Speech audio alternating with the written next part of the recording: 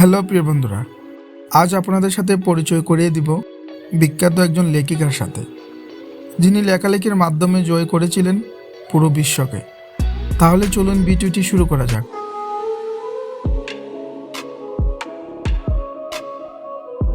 60-এর দশকের শেষের দিকে ইংল্যান্ডের এক গ্রামে থাকেন বাবা মা এবং তাদের ছোট্ট দুটি মেয়ে।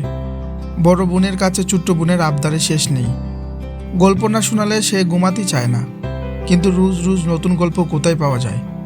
উপায় না দেখে বড় বোন মনের মাধুরী মিশিয়ে মুখে মুখে গল্প বানাতে শুরু করেন। আর সেই বড় বোনটি হলো পৃথিবীর অন্যতম জনপ্রিয় গল্পকার হ্যারি পটারের লেখিকা J.K. রাউলিং। ছোটবেলায় বাকি 8-10 জন ছেলে মেয়েদের মতো খেলাধুলার প্রতি তেমন ঝোঁক ছিল না রাউলিংয়ের। বাড়ির লাজুক ধরনের মেয়ে ছিলেন তিনি। চুপচাপ বসে বসে বই পড়তেই বেশি ভালোবাসতেন। ফরাসি ভাষা ও সাহিত্যের স্নাতক সম্পূর্ণ করার পর তিনি চলে যান লন্ডনে। সেখানে গিয়ে সেক্রেটারি হিসেবে কাজ করার জন্য প্রশিক্ষণ নিতে শুরু করেন। কিন্তু কিছুদিনের মধ্যেই বুঝতে পারেন সেক্রেটারি হওয়া তার কাজ নয়। তিনি নাকি প্রচণ্ড অগোছালো আর অমনোযোগী।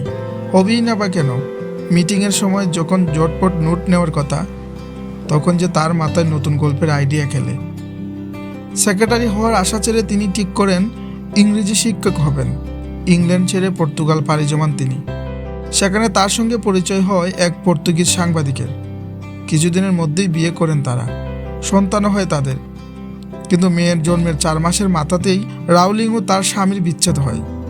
মেয়েকে সঙ্গে নিয়ে রাউলিং দেশে ফিরে আসেন। শুরু হয় রাউলিংয়ের জীবনের সবচেয়ে কষ্টের অধ্যায়। সংসার ভেঙে গেছে, কুলে ছোট্ট মেয়ে, একটি চাকরি পর্যন্ত নেই।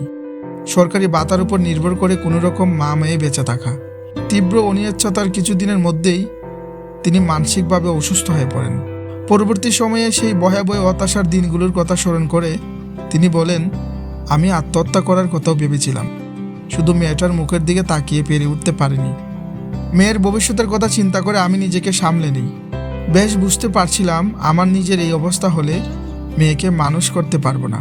অতঃপর নিজেকে শেষ করে দেওয়ার বদলে আমি চিকিৎসকের শরণাপন্ন হই।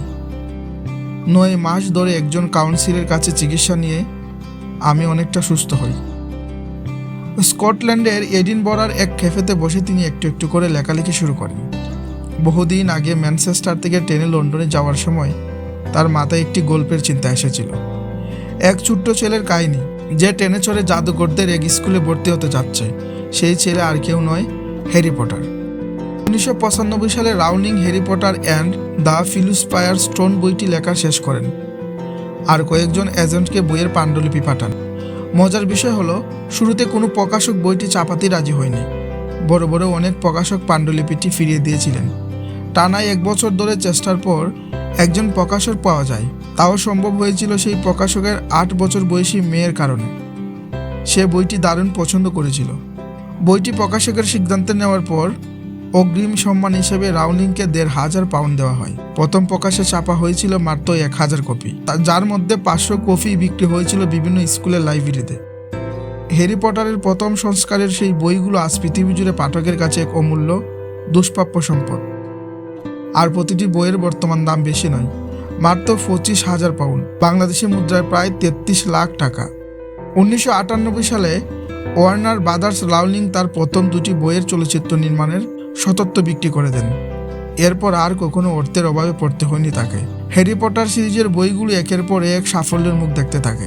প্রকাশনা জগতের ইতিহাসে সব রেকর্ড ভেঙে Harry Potter and the goblet of fire বইটি প্রকাশ হওয়ার প্রথম দিনেই যুক্তরাজ্যে বিক্রি হয় প্রায় 3 লাখ কপি, আর 2 দিনের মধ্যে যুক্তরাষ্ট্রে বিক্রি হয় 30 লাখ কপিরও বেশি।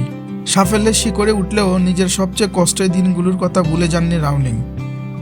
2000 সালে তিনি একটি দাতব্য স্ট্যান্ড প্রতিষ্ঠা করেন, যা দুস্থ নারী ও শিশুদের জন্য প্রতি বছর প্রায় 50 লাখ পাউন্ডের মতো সহায়তা প্রদান করে। রাউলিংয়ের মতো অদম্য নারীরাই আজ বিশ্ব জয় করেছে। তাদের দেখে অনুপ্রাণিত হচ্ছে শত শত নারী। হ্যারি পটার গল্পের লেখিকার মতো নারীদের জন্যই হতাশা ডুবে যাওয়া নারীরা ঘুরে দাঁড়াতে সাহস পায়।